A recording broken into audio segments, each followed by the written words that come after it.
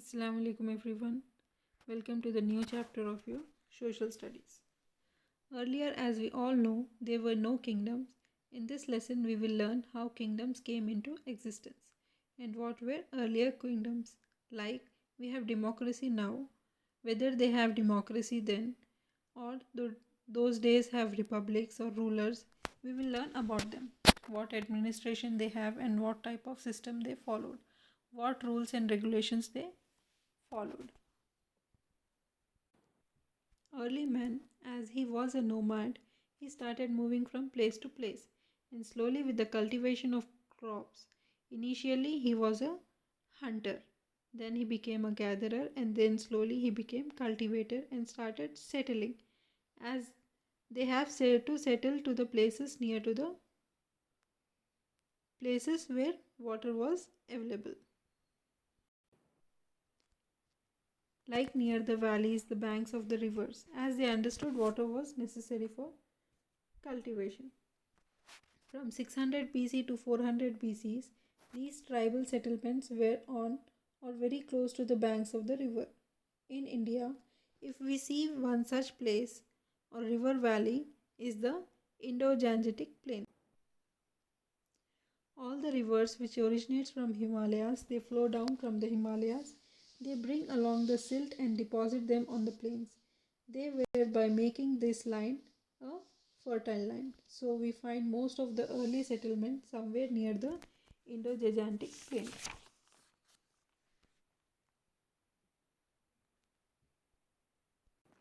So how did we come to know about these? As we have learned earlier, the archaeologists who work or who dig the earth and give us the information about the early settlements. Other than the archaeologists, all over the world we have another source, that is literature, called literary source. At the stage when men started writing, we have sources which explained about the emergence of kingdoms and republics of those days. These sources were nothing but the Vedas, the Upanishads. This tell about the people who settled there and the rulers and the administration they used to follow. The rivers Ganga and Yamuna flow between the Himalayas and the hills of the Deccan Plateau. It is called as Gangetic Valley. As this plain receives very high rainfall, it is very fertile. These rivers bring silt from the Himalayas and flow throughout the year. Initially, the people of different tribes settled down to practice agriculture in these convenient part of the valley. Sakyas, Lichavis, Mallas, Videhas, etc. are of such tribes. These tribes were called Janas in Sanskrit, and the place where they settled was called Janapada.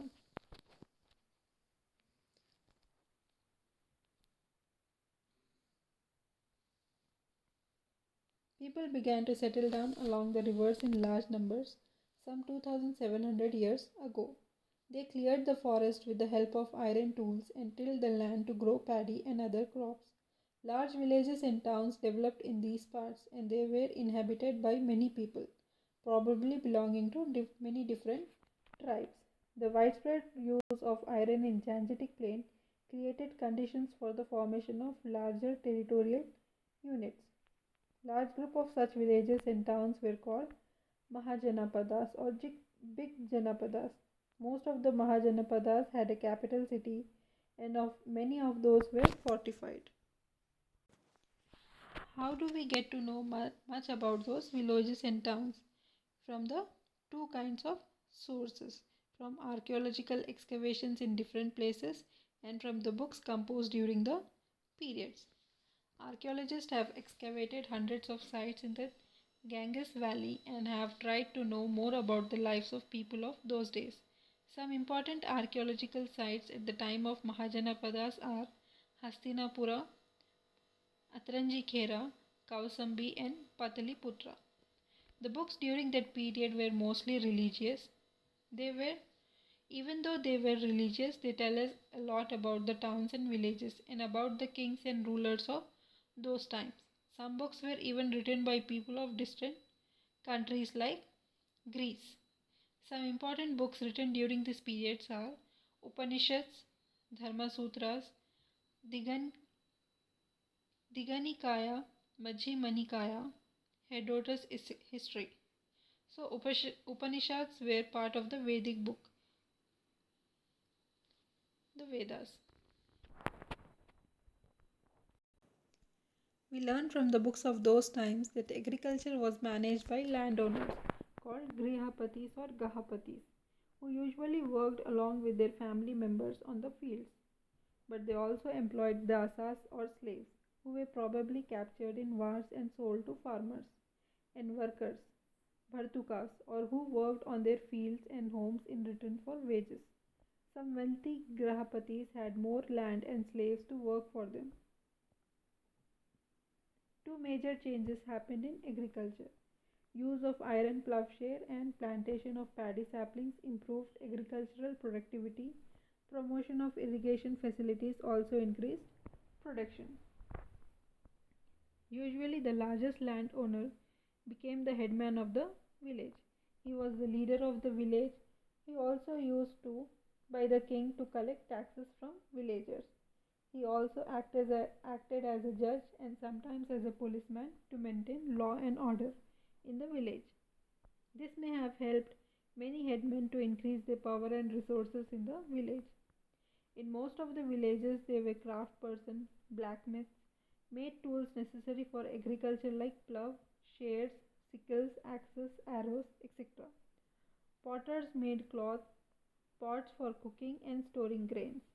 Carpenter made carts, ploughs, and furniture.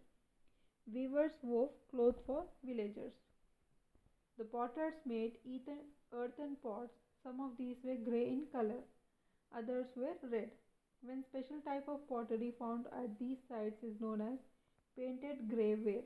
Those grey pots contained designs, usually simple lines and geometric patterns. Probably the Grahapatis gave them grains in return for their products. Those products were necessary for agriculture, but the Grahapatis may not have had the time or skill to make them. Agrarian surplus and increase in craft products resulted in the emergence of trading and exchange centers.